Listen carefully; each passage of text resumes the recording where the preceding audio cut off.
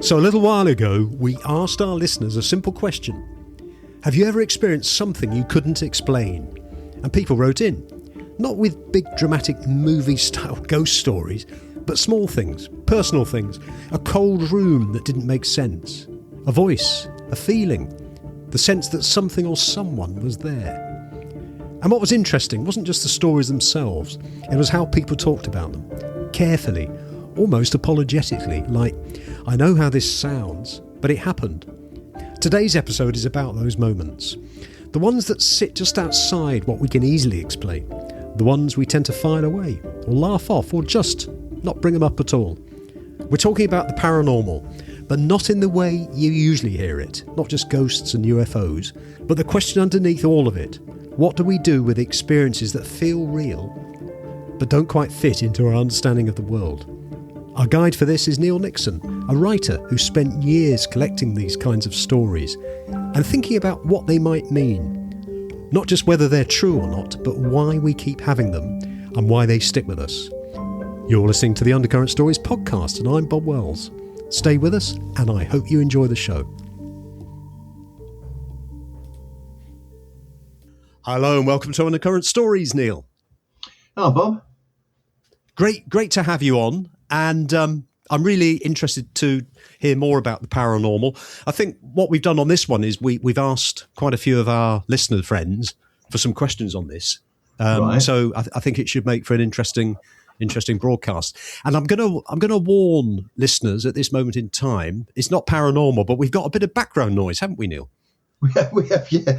That was just as we were setting up. We heard a chainsaw, which is somewhere in the vicinity of my house. There are some rather large trees around, and there have been some tree works going on. My suspicion is that it's people across the road taking some overhanging branches out, but I'm not going to go and investigate. It's not paranormal. It sounds like a chainsaw. It is a chainsaw. Yeah, we won't. We don't want to scare anybody this early in the listening. Anyway, just before we talk about the paranormal, Neil, could you just tell us a bit about yourself and your journey, your life's journey, and how you got interested in this particular subject, please? All right. So, well, in terms of the paranormal, I can't recall a time before I was interested. There are two possible theories on that have rattled around. So, if we condense them down, I was a story I've told a lot of times, but probably never your listeners want to heard this. That I was backstage at an unconvention, which is the 40 times. They used to do these things, conventions, but they called them unconventions because it was a gathering of paranormal experts to blather at a conference kind of thing. Somebody asked me that very question. I was in the process of answering it when some random guy that was just helping himself to a cup of tea in the corner came over and said he could explain it, given that I'd never met him. And he told me that I was probably abducted as a baby by aliens. I don't think so. My take on it is that I've suffered from ideas and an inquiring mind my whole life, and it might be to do with the somewhat unusual circumstances of my birth. I got out of hospital before my mum, basically. Once she got back home, we were a functional, normal, middle-class family, and I had a happier childhood than most of the people I know. But yeah, she was ill at the point at which I was born, a kind of sepsis or something similar to that. And I have a hunch that because I was looked after in the very early days of my life by the nearest available nurse, more than I would have normally been, and then by random people, as my dad took me out of the hospital and I went to work, I may just have the kind of mind that latches onto things more than other people and follows them through. And whilst that might sound like psychobabble, I'm married to a psychotherapist, and we've been together for well over 40 years. So without going down that little rabbit hole, she concurs with that. Can I just blather on about the life story in a nutshell, and we can get to talking about specific things, yeah? Yes, of course, Neil. Yeah, so unsurprisingly, having a kind of mindset like that, I've been professionally, the thing I've done longest is write for a living. I've been doing that since I was a student, and that's just been so random. I mean, the kind of respectable stuff that I mention occasionally would include the likes of The Guardian. The more off-the-wall stuff is that I wrote the likes of readers' letters and articles for Viz Comic for a while, and I've scripted for Sooty the Glove Puppet, and just all sorts of, and that's a challenge because he can't speak. So there's all sorts of random things. But the longest I did a normal job was from just after I graduated until a few years ago, I was a professional academic. So I worked in FE colleges, but the last 20 years of that, I was mainly responsible for teaching university students. I started and then ran a university course in professional writing. So I taught people to write for a living, and that's the nearest thing to a normal job I've had. And then the creative stuff, which is all sorts of things, non-fiction and fiction, but creative stuff has run alongside that. So just to kick off, I think it would be very, very helpful if you could just give us a definition of what the paranormal is. I mean, I think most people have got an idea about it, but it'd be very helpful if you could just give us a brief sort of introduction to what it is, Neil. Yeah, in the crudest literal sense, it means that which is beyond the normal. But the implication of that is that what you're looking at is something that appears to behave to a set of rules, but we can't quite define what the rules are because it's beyond the understanding of our normal science. And if you're talking to me, I would say it's also beyond the understanding of our normal social science as well, which I think is quite an important part of it. But then from a popular understanding, that's complicated a little bit by the fact that we have certain categories where there are just very popular beliefs that have never really gone away. And so consequently, we often tend to congregate around those beliefs. So people, for example, who are interested in UFOs, the default discussion is usually about whether aliens are visiting the Earth or whether there's evidence of them. And similarly with ghosts. I mean, if you listen to Uncanny, the Danny Robbins thing that's on BBC Two and Radio 4, there's always this running debate about whether you're team skeptic or team believer. And the implication of team believer is that you never really defines that, but team believer tend to congregate around the belief that ghosts and ghostly encounters may be the result of the spirits of dead people engaging with the living, for example. So if they've got an encounter in a house and they start discussing about this location, the default is that they will go looking for people who might have died in the vicinity, died in the house, or have some reason to be visiting it after they're dead. So with the paranormal, we can include ghosts, spirits, poltergeists, and also UFOs, anything that can't be explained.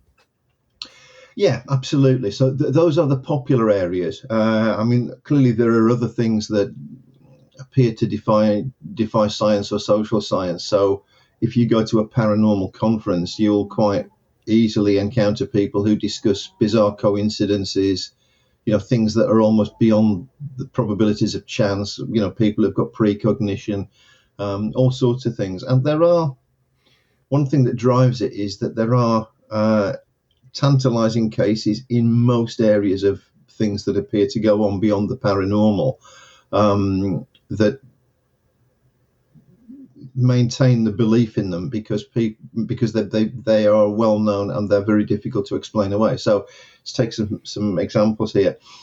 There are a number of very good UFO cases.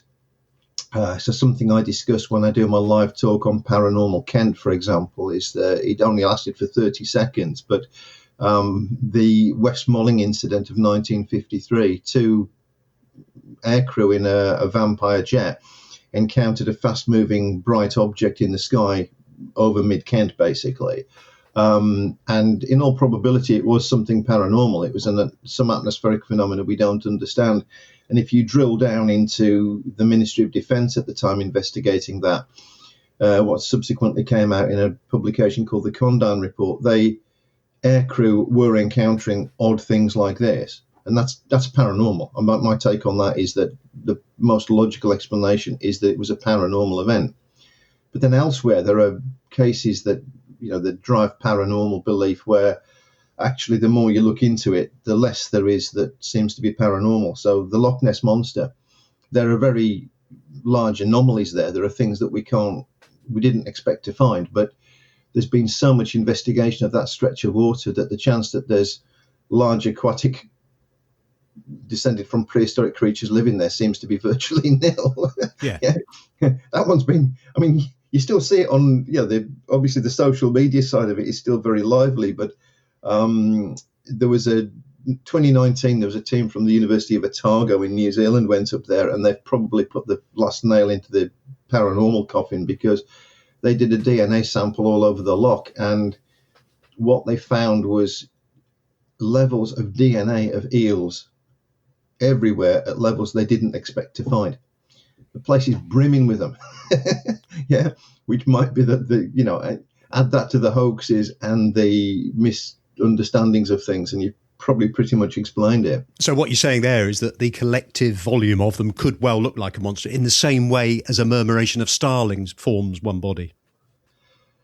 Yes, or just the totality of everything there. So it's not just the eels, but it's almost like that's the likeliest explanation for the handful of things that were not previously explained. So the most famous photograph, the surgeon's photograph, is a hoax, and it has been known to be so for over 30 years.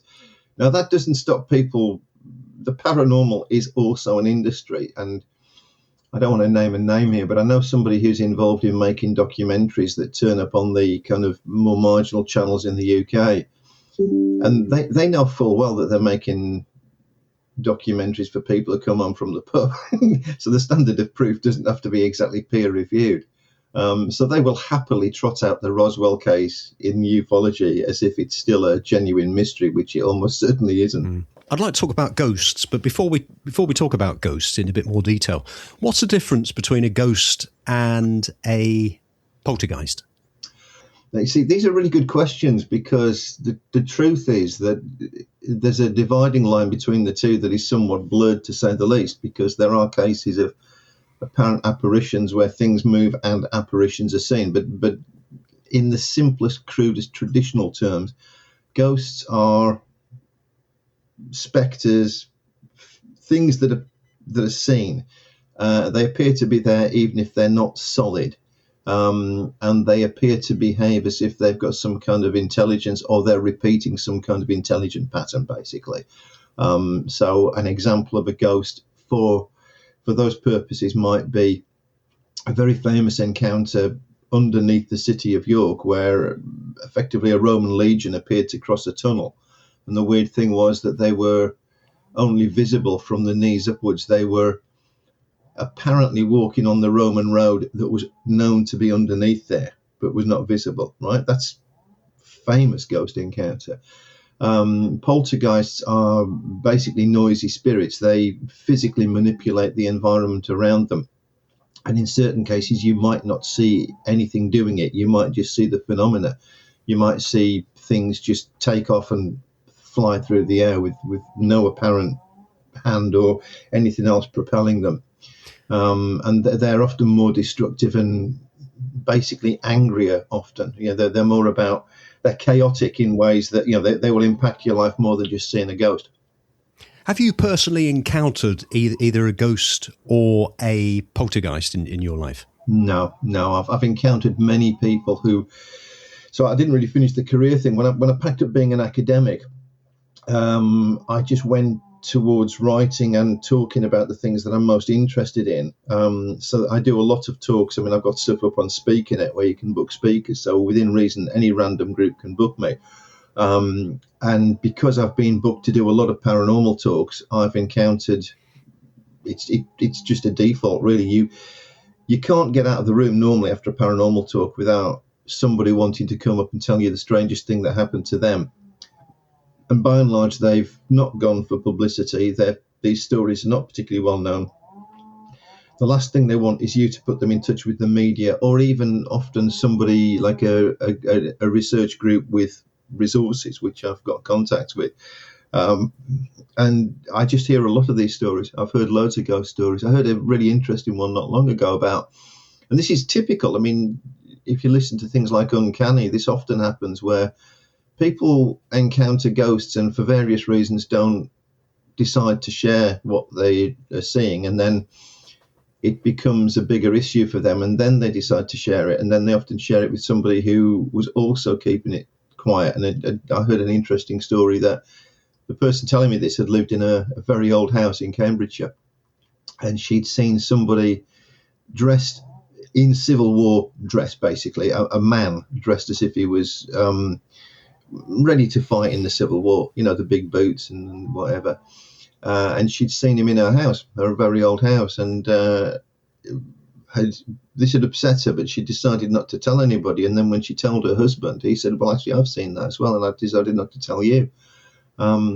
So I haven't seen a ghost, but I don't doubt that people do. And that what I've told you there is a fairly typical story. There's loads of them around. Yeah, well, I'm the same as you, Neil. I haven't personally encountered a ghost, or what I believe is a ghost. I have had a few stories from people. One or two I'll probably share a bit later on. But does it... So I suppose I'm agnostic. Mm-hmm. I'd like to believe. I wouldn't like to believe. I really don't know. Is that how you are? No. So I mentioned uncanny before, the Danny Robbins thing, and I'm... I had a chat with him ages ago. I spoke at a conference where he was a guest of honor at the dinner, and he came and spoke at the dinner, and just coincidentally we ended up at the same, we were just opposite each other on the table for a couple of hours. So I chatted to him, and I did raise this team skeptic, team believer thing, because I'm neither. So my take on it is the following, in a nutshell. I think the skeptic believer argument is not very useful. My take on it is that there is no doubt, I meet people, there are loads of things that happen that are uncanny, that are difficult to explain. Yeah. There is clear evidence that some of this is paranormal. And the evidence would be, for example, the MOD had known for decades that they were encountering things in the sky they couldn't understand. They'd investigated this. This is well known. I was in a research group years ago with a guy called Ralph Noyes, who was an undersecretary when he retired from the MOD in the 1970s. He died at the end of the last century. So he had a security clearance fit to brief a cabinet minister on a parliamentary answer. So he's probably the most significant MOD figure who was ever active in ufology. And he would tell you the MOD had found things that they couldn't understand. And they weren't really talking about them because they decided there were no defense significance and there was no evidence that they were extraterrestrial. So my take on it is that there are definitely paranormal phenomena. The popular explanations have not served us well in terms of getting answers that we can prove. That ghosts are literally dead people who lived in those houses, or that every UFO encounter suggests that there are aliens visiting the Earth. The evidence for those answers, which sell books and documentary movies and stuff like that, is not particularly strong. Therefore, I think we're looking at two things. We're looking at just normal manifestations of things that we will eventually understand scientifically, but very sporadic atmospheric phenomena and things like that. The other thing, which is the thing that really excites me, is that I think we don't begin to understand our own consciousness. I think that we occasionally collide with things with aspects of consciousness that we don't even understand to be such, so that we interpret them in the ways that popular belief would lead us to interpret them. Yeah. And I think that's probably the most exciting area of paranormal research. But the problem is that it's not a very active area because it's unpopular, it's nebulous, it's very difficult to explain. So consequently, you can't easily sell a documentary or even a book on that. You can only sort of tease it out. And also because it's sporadic, we're still struggling to see the patterns, basically. But it's interesting. Quantum theory physics seems to be leading us in this direction at the moment. There's there's an increasing amount of research into how there may be there's a best-selling book that's just come out in the UK, but it sold nearly 500,000 in the original French before it was even translated. And it's a book called God, the Science, the Evidence. And I just reviewed it for the 40 Times recently. And effectively, they line up what quantum theory physics knows about the universe and say, well, the most plausible explanation for this is that there is an intelligent creator or creative force behind the whole thing. And that's their argument in a nutshell, with evidence, is that that's the shortest odds on explaining what we see come from there, rather than it all being random chance. Yeah. And I think that's relevant to the paranormal, because I think that if there is such a force in existence, then we're not even looking in the right areas. We don't even know how to ask the questions.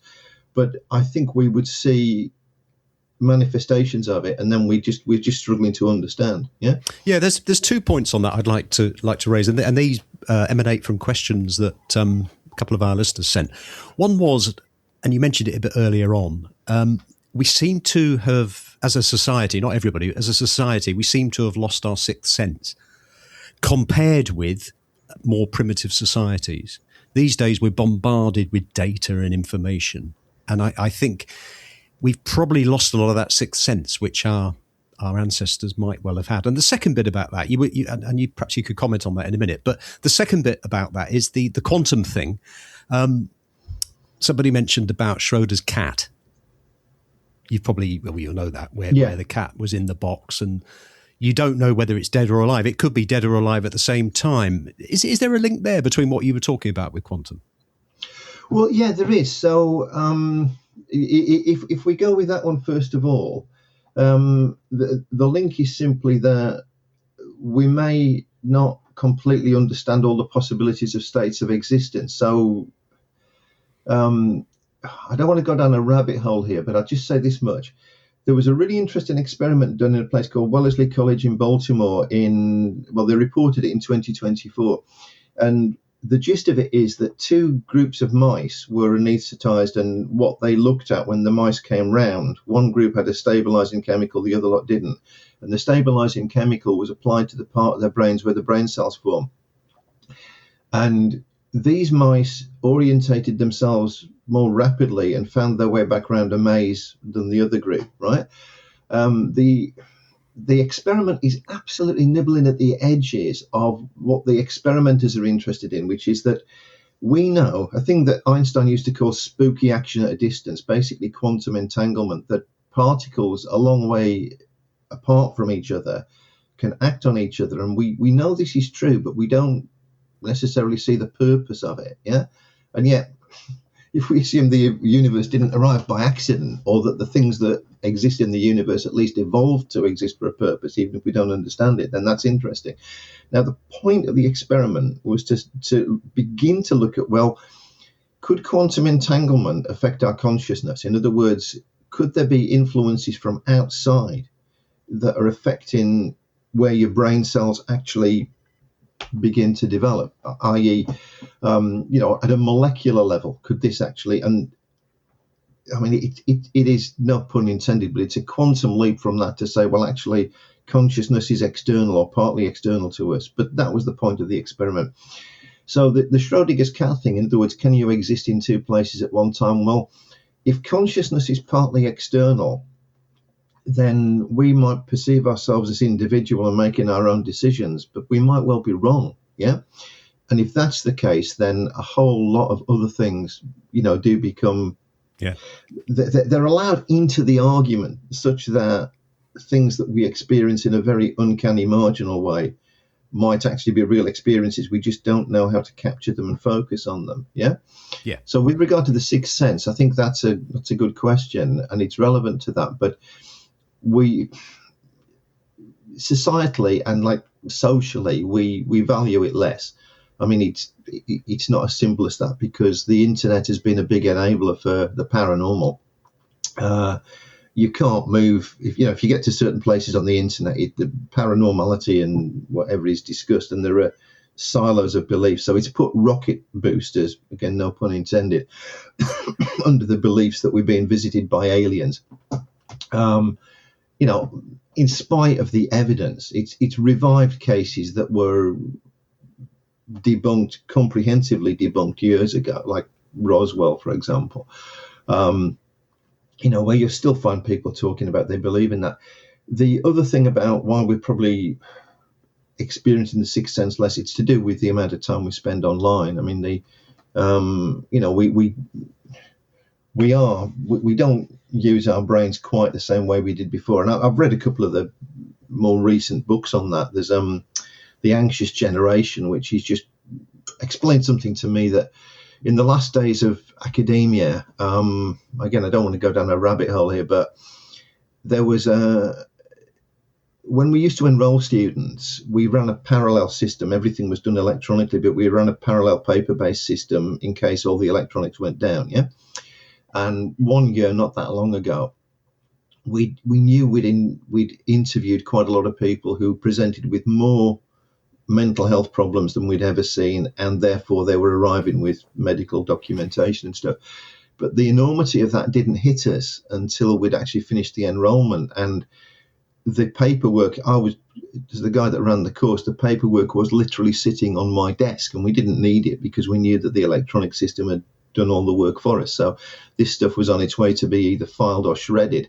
But there was a discussion about when the hell did we sign up to be social workers, you know? Yeah. And having read The Anxious Generation recently, that's, you know, the Jonathan Haidt who wrote that, he puts, he talks about certain things that were tipping points in terms of mental health and the amount of time we spent on screen and all the rest of it, including the introduction of the iPhone 4, basically, which was chimed with me because that incident with the paperwork on my desk, that was the generation that got an iPhone 4 when they were young teens, basically.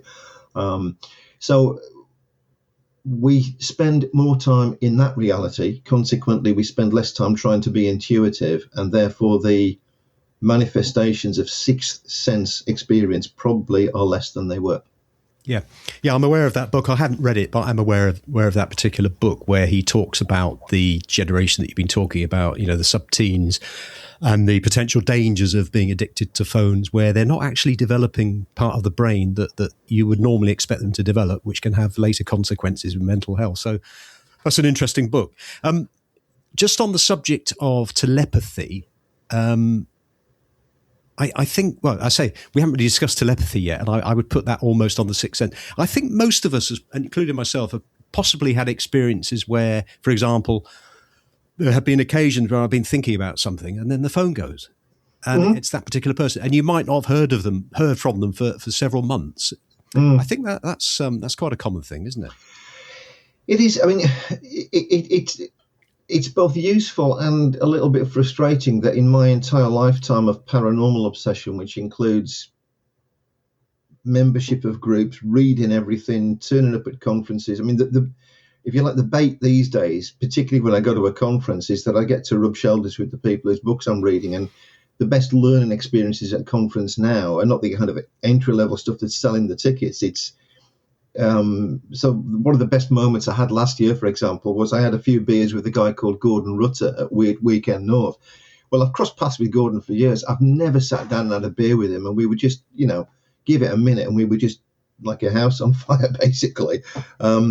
And we would all concur, I think, that we've all heard our entire life, you know, these stories about sixth sense experiences and stuff. And some of them, if you get the skeptics, the true skeptics on board, they will immediately say, well, that's confirmation bias, yeah? There's loads of times you think about people and they don't ring you and you just forget it. I mean, to the point where you completely forget it. You know, if I ask you who you were thinking about this time last week, you might not know. If you'd thought about somebody and they'd rung you this time last week, you would know. And that's a valid argument. Yeah. On the other hand, and this is one thing that keeps me going, in all of these areas of investigation, there are occasionally things that come up that are so hard to dismiss and seem, you know, so uncannily just to make logical sense if you let in the paranormal. I mean, let me give you a simple example, because I think they're going to make a movie of this. There's a book called The Premonitions Bureau, which came out a while ago, and it's about a guy called John Barker, and I reviewed it for a newspaper. And it's an interesting story because John Barker, this goes back to the 1960s, and in the wake of the Aberfan disaster, a lot of people came forward retrospectively and said that they'd had premonitions about it. And if you believe the most common things about premonitions, they're warnings, they're there for a purpose. Clearly, that absolute catastrophe in that town, in that village in Wales, if premonitions do foreshadow terrible events, then it's no accident that there would be premonitions attached to that. But there's good evidence that some of these things were true, including a painting. But in the wake of that, John Barker set up a premonitions bureau to collect premonitions, and he had the help of a guy called Peter Fairley, who was the science correspondent for News at 10, for ITN at that point. And they started collecting premonitions. But one thing that happened that very quickly ended the Premonitions Bureau was that Barker died of a heart attack in his 40s, just very suddenly. But in the aftermath of that, when they were clearing his desk, amongst the premonitions he hadn't checked, somebody had contacted him to warn him he was in serious danger of dying. Oh. Yeah. Wow. You're absolutely right. Yeah. I mean, of all the places, that's not funny, but of all the places that would turn up. Yeah. And, there are, in all of these areas, there are just little bits and pieces that, if you take away all the hoaxing, of which there is much more than most people would admit, if you take away all the confirmation bias, it's one of the things that, I mean, for somebody like me, I speak to U3As and stuff. I know I was on your U3A podcast not that long ago. And I think it's a really positive thing now to get out there and investigate this, because it'll keep me interested for as long as I can be interested in anything. Yeah. I mean, I actually wrote a book called Why Mystery Matters, which is about why, this is only a few years ago, but it's why engaging with things that are bigger and more complicated than we can begin to understand is actually good, probably for our mental health and possibly for our physical health as well. I think at this point, I'd just like to say to listeners that this conversation we're having, we're not doing it in any particular order. It's not going to be chronological. So we're going to be diving in and out of different topics, because that's the way conversation goes. And I'd just like to get back to ghosts. Okay. I had a very intimate story sent to me by a close personal friend of mine who lost his wife. And in the latter stages of her illness, she was... they made the dining room into a bedroom for her, and she was cared for. And it wasn't a very nice experience for her husband, notwithstanding what it was for her, but for the family generally. She passed away peacefully after sort of 6 months of being in care in this dining room. And 9 months later, the chap involved met this woman, and he was showing her the house and everything where he lived, and when they went past this particular room, and bear in mind it was summer, it immediately became very, very cold. Now, he didn't say anything to her about it himself, but she mentioned it to him soon afterwards. So quite a moving story there, which he wanted me to share. The coldness thing, I've heard that before with ghosts and things. Is that something that you've experienced, or not necessarily experienced yourself, but is it a common story that people talk about? It's a very common story, and there are a number of reasons for it. I mean, if you buy, for example, the most popular belief that ghosts may be manifestations of dead people, then to manifest they would need to take the energy from somewhere, and heat energy. If you're transforming something into something else, you might need heat energy to do that. Yeah. If you're transforming water into steam, you need heat, right? Yeah. Now, that's fine. The actual science of it, there are various arguments about that. There's a scientist, a guy called Vic Tandy, who encountered a ghost in a laboratory in the university where he worked, and long story short, he was a skeptic, but he couldn't deny what had just happened, and he developed a theory which was to do with ultra low frequency sound waves, basically, that in certain circumstances, combining with the water vapor in the air, and they could create manifestations. And that model actually worked to the point of, it's plausible, and you can do this. You can scientifically do this, and that might explain some ghost experiences. And the interesting thing for Vic Tandy was that as a diehard skeptic, his nerves were on edge and he felt cold. It was one of the first manifestations of what he encountered. He never once thought that he'd encountered a dead person.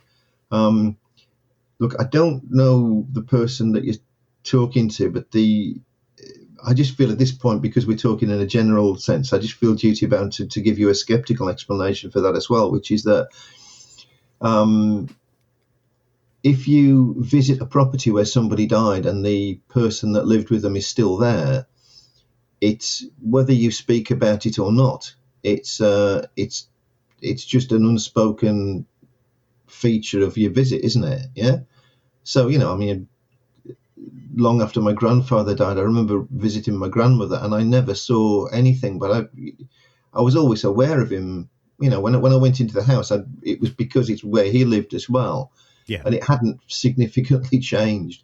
And the sense that he might still be there in some way, was just a thing. And that does happen, and so consequently, you might apply your own confirmation bias and have the experiences whether you want to or not. If you're willing it to happen, I'm quite skeptically minded, so I never expected to encounter my granddad once he'd gone.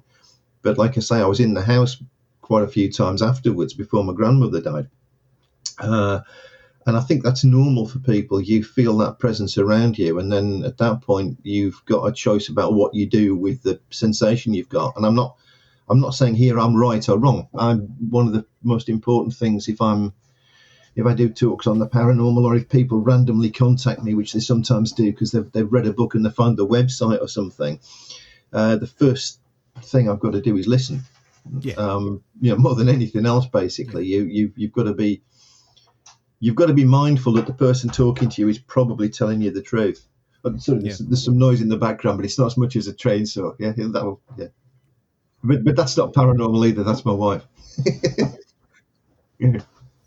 Another story I had, which sort of is slightly more theatrical and almost goes along that sort of Gothic, almost Victorian type of image that we all have of ghosts, is this person, a friend of mine, lived in a house that was built in the 1840s, and there was an old railway next to it. In the 19th century and early 20th century. And the house itself was a number of flats at the time. He later converted it into a house. And there was a station master there who used to collect the post from the trains as they sort of chucked it off, basically. I can't remember the name of the device they have, but they were able to, put the mail off and take it. I'll say that, and then I'll go on to the story. For several years, when he walked his dog down the driveway, there was an old tree, a very old tree there. And as the dog got to the tree, it got very, very anxious and had to be enticed to carry on walking. It would look up at the tree and it got very, very nervous. And so this chap, who I know, was obviously very concerned, well, not concerned, but he was very wary of it with his dog and all the rest of it. But it just became a thing that he had to do. One particular day it happened again. He went back inside and he got a phone call from a friend of his who said, "Have you seen the local newspaper?" And he said, "No, I haven't seen it." And he'd seen this guy a bit earlier on in the day. Well, the local newspaper had said that 100 years ago the station master had been walking along and got hit by a train and died. God. And his head was found. It wasn't actually found for a long time. They didn't know where he'd gone to, but they found his head by the side of the railway. And again, he sort of won. The fact it was the same day that he'd met this chap and he got in contact with him from the paper, lots of coincidences. And the fact it was in the area where this tree was got him thinking. I'm curious. Yeah, I mean, is that a sort of typical story that you might hear? Yeah, absolutely. It is a typical story. If I sound hesitant, it's there's a kind of problem for me in these sort of things, that I hear a lot of stories which are really uncanny, and the last thing I want to do is to wade in like some skeptic and say, well, you can explain that, or this is confirmation bias or whatever. And yet in a case like that, there's not much you can do with it, because the coincidences stack up, but that doesn't necessarily mean that they're right. Yeah.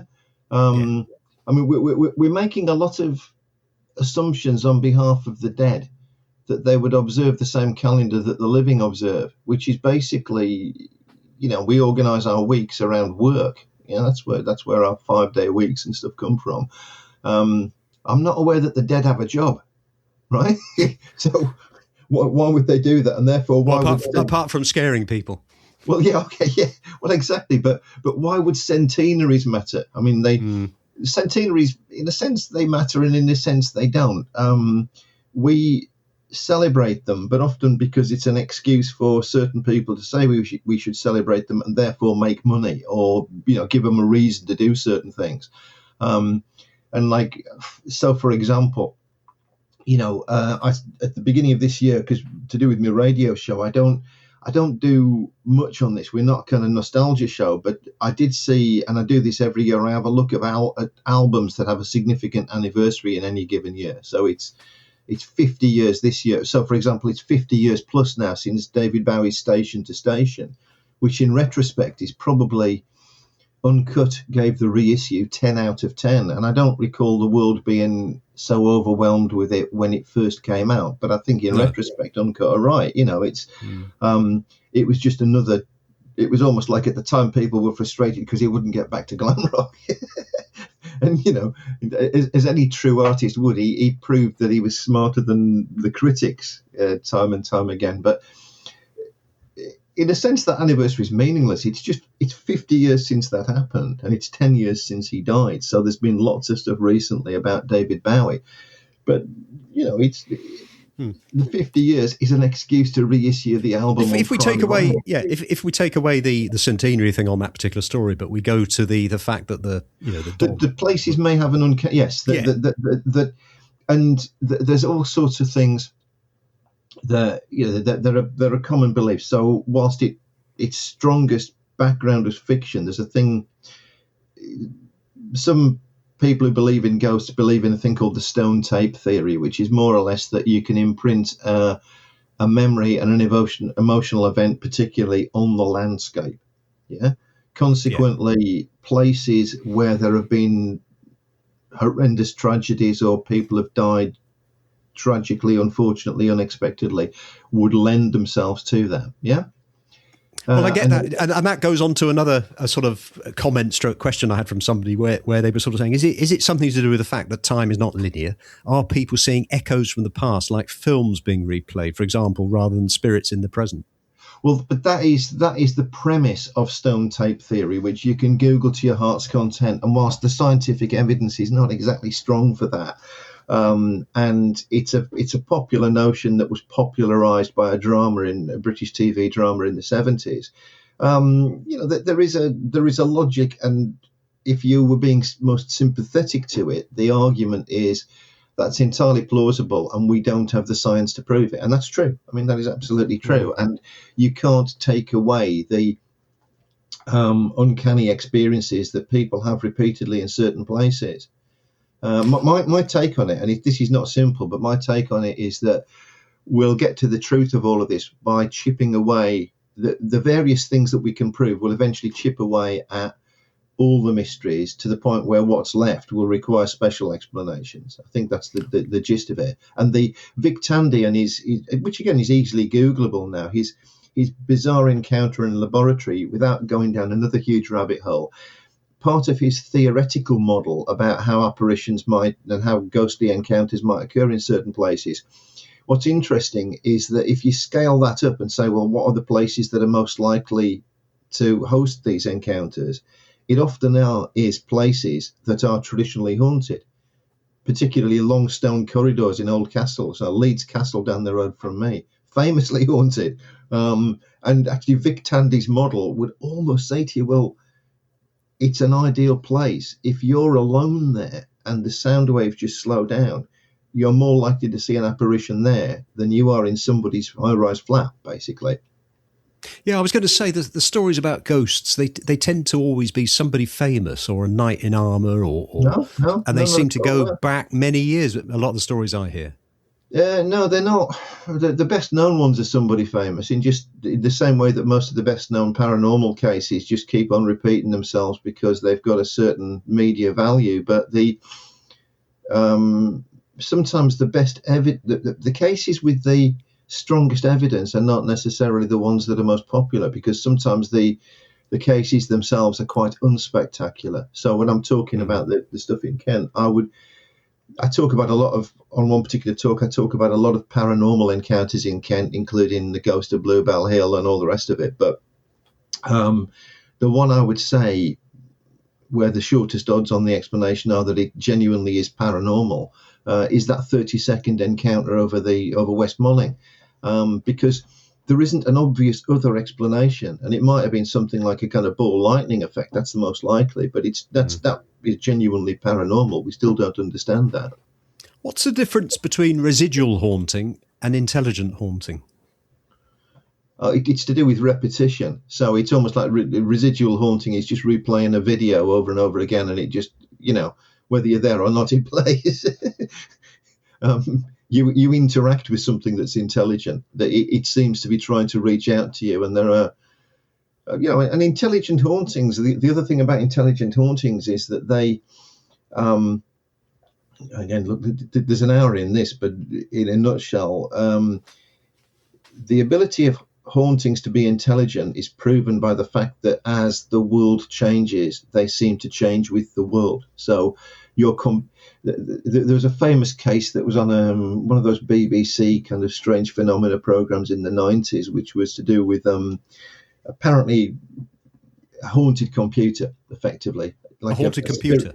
A spirit that had got into a computer and was conversing with the guy that was operating the computer. And he was a school teacher, so it forced him to go to one of his colleagues who was enough of an expert on kind of Middle English and the rest of it to make sense of the archaic language that was coming through. So intelligent hauntings would amongst other things, will interact with us and possibly will find new ways of interacting as the new ways become available. And you do see. I've heard. I don't know much about these, but I've certainly seen discussions on, say, Fortean forums and stuff of people whose phones appear to have a spirit in them, i.e. there's this presence talking to them through the phone. That's which would be an intelligent. If you're a spirit and you're trying to find ways of communicating, then an intelligent thing to do would be to use the latest technology and use it well. Yeah, or if big tech are turning your microphone into a speaker for them to listen to. Well, yeah, exactly. So you mentioned in there about sort of a spirit would on an intelligent haunting is sort of trying to reach out, and that brings me to my next question about having a spirit exorcised. Have you spoken to any vicars or priests about exorcism in connection with spirits and what their thoughts are? Yeah, a couple. I've spoken to a few people, ordained people about that, and you get very mixed reactions from edging away and not wanting to talk about it, which I totally understand. To some people who'll absolutely embrace it, and also it's a discussion I've had with quite a few people who've got faith but aren't necessarily ordained. I mean, one thing that interests me is how many Christians literally believe in a devil, which is, I've met a lot of people who believe in God but don't necessarily believe in the devil. They see that as a more amorphous thing, that there isn't a single being as discussed in the Bible. I've also met people who have been on the receiving end of a successful exorcism. That's quite a normal thing. In the sense that they would identify themselves sometimes after I've given a talk, they'll come up and say, well, this must be real because this place was haunted and then I lived in it. Or more often than not, they'll say to me, well, I know somebody who, I used to go to my friend's house and the place was haunted and it was exorcised and we were fine after that kind of thing, i.e. the family stopped reporting it. But have you met a vicar, say, who's carried out an exorcism that genuinely believes that they're doing something to ease the spirit? Or is it a case of, well, I'm not really sure about this, but I'm going to ease the bad feeling that this person is getting from what they think to be a spirit? Well, there are, in the main Christian denominations, there are services and, there are procedures for exorcism which have similarities, but they're not exactly the same. That said, my anecdotal experience, this is not something I've studied, of ordained clergymen and women, is that they don't all believe that they're exorcising demons. at this point, I'm not going to name names or anything or tell you when and where I encountered these people, but simple things like you find people who've been ordained sometimes who are at paranormal conventions or whatever. And there certainly are people who are in the Christian religion who would carry out an exorcism, and they think that they're doing. They think that they'll get an outcome, but they don't necessarily believe that the exorcism is. They think that effectively, so long as the people believe it's going to work, it'll work. Yeah. Yeah. So I don't. You might want to get the new Archbishop of Canterbury on here and ask her opinion as to whether the Church of England has a party line on this. I've certainly encountered different beliefs amongst people from the same denomination. With all the experiences that you've heard and spoken to people about, what's your feeling about what happens when we die? I struggle to believe that we'll go on as the individuals with the same individual cares as we have, and I mean if you like, my strongest opinions are what we discussed a while ago. I don't think that we're smart enough to ask the right questions. Consequently, I don't think we necessarily understand all things, but I do believe that there are paranormal phenomena out there. So if we continue in any form at all, it's just some kind of part of some wider consciousness. I think I would struggle to believe that we are the absolute pinnacle, despite what the human race thinks about itself. I struggle to believe that we're the most intelligent, that we're the pinnacle of anything. So I think that our consciousness may continue. I think it may be irrelevant. What is the soul? Well, the implication of that question is that there might be such a thing. We could have a whole podcast about what is the soul, couldn't we? But absolutely, and I you know your audience better than me, but I'll tell you this much: when I encounter people socially and they become aware that I've written books on the paranormal, or that I've had people who say to me things like, "Well, so you're a UFO expert, are you?" And I say, "Well, as much as anybody can claim to be." And then I'll quote a guy called MJ Banias at them, who wrote a book called UFO People, where one of the central points he makes is you shouldn't. Nobody knows a damn thing, and therefore you shouldn't trust anybody who claims that they do. So, with regard to any of these things, Bob, souls or whatever, we have inklings of what they are. We have experiences that seem to give us logical patterns that explain what they are. But my take on it, repeatedly, is that we just don't know anywhere near enough. The analogy I use is that one of the best gags in the Hitchhiker's Guide to the Galaxy series, it's this whole thing about the universal question, isn't it? Life, the universe, and everything, right? And they make a joke at the beginning of the series about that these highly intelligent pan-galactic beings want to know the answer to the ultimate question. They build a computer called Deep Thought and they program it, and then Deep Thought gives them the answer, and the answer is 42, right? And it's a really good joke, yeah? And then Deep Thought says, basically points out to them that the problem is that they weren't smart enough to ask the right question. And Deep Thought respectfully suggests that if they build the right kind of computer, they can ask the right question. And that computer is the Earth, and then that gets demolished for a bypass, and that's another good gag. But I think we're with Deep Thought. I think we know a lot, and I think we're intriguing ourselves all the time. And I think we're naive if we line up what we know and assume that it explains everything. That's basically where I am with this. Okay. So like me, you're not quite sure, but you're open to suggestion if we know more. Well, it'll keep me in lateral thinking and interest for as long as I'm capable of both of those things, which I think, going back to the fact that I talk to U3As and stuff, I think is a very healthy way of looking at it. Put it this way: if the alternatives include daytime telly, it's a no-brainer. Yeah. One group of beings that we haven't spoken about, and this is the last question connected with this fascinating subject, are animals. Mm-hmm. Have you had stories from people who believe that there are spirits or ghosts of animals? Well, not many, to be honest. I'm struggling to think of anybody who told me that. I knew somebody when I was much younger who'd seen the ghost of a tree. Was absolutely adamant that, and this was to do with when and where it turned up, was quite interesting as well. I.e. a tree that had been cut down in a field and then had reappeared. on a moonlight night. I passed that field. Was this on their way back from the pub? No. That's the obvious thing. Or a Hawkwind concert. This goes back to when I was at school. So this was somebody I was at school with who'd seen it. And I mean, I passed that field and the stump was there. I never saw the tree. I never saw the ghostly tree. But there is enough literature about, some animal spirits that have come back. There's a lot more literature about apparently paranormal telepathic links between people and animals, and the ability of animals to detect things that people can't, up to and including aliens in your room, in your house.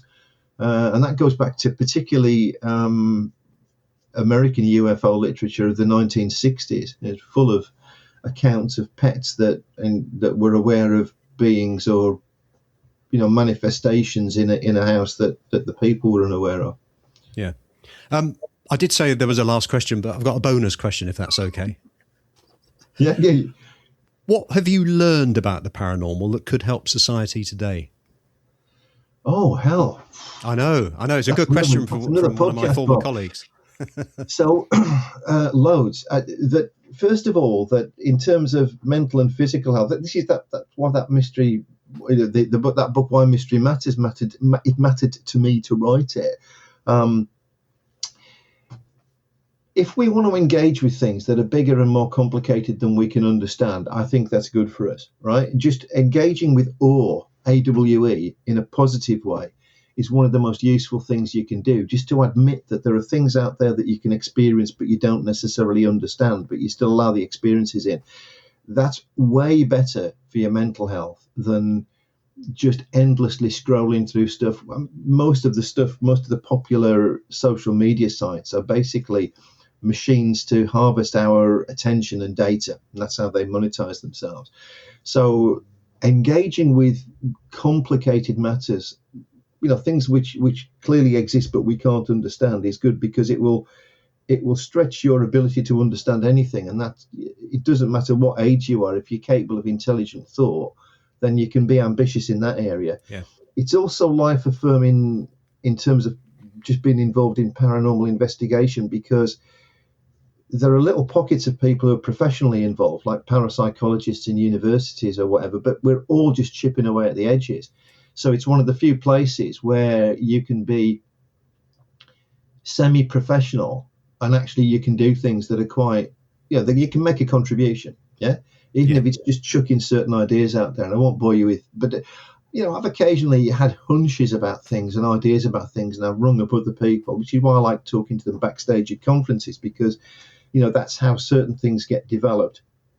In terms of what I've learned about the paranormal, well, the phenomena that we can't deny keep on appearing.